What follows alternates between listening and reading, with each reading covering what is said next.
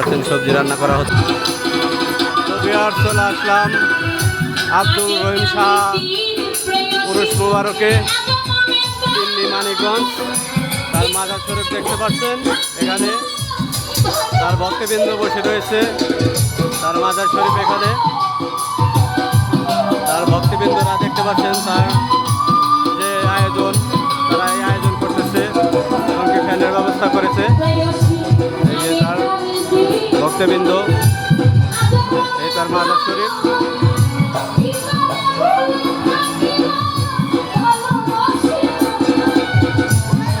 দেখতে পাচ্ছেন কি আয়োজন করেছে।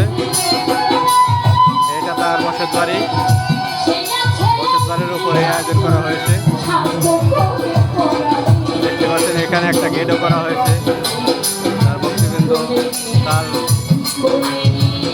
ভক্তি করছে, সবাই মিলেমিশে।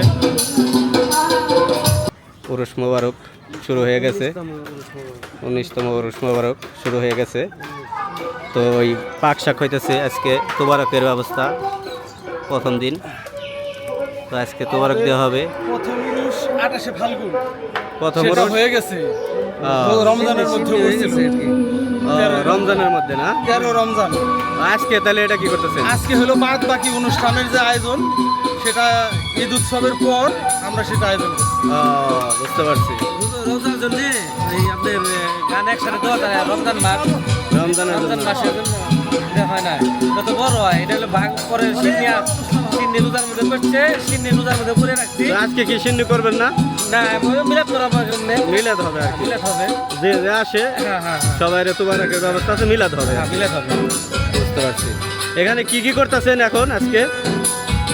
আজকে মিলাদ মাহফিল হবে। হ্যাঁ, মিলাদ মাহফিলে তোবারকের কি কি ব্যবস্থা?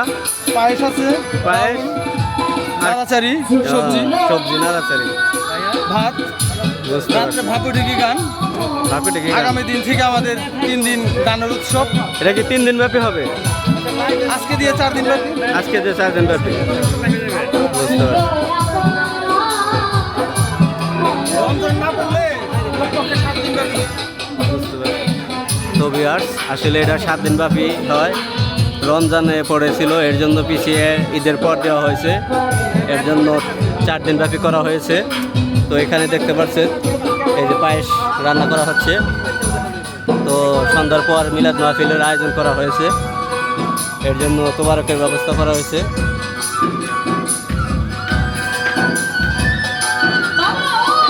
এটাই তার বাড়ি, বসত বাড়ি। দেখতে পাচ্ছেন অনেকে দেখতে আসছে।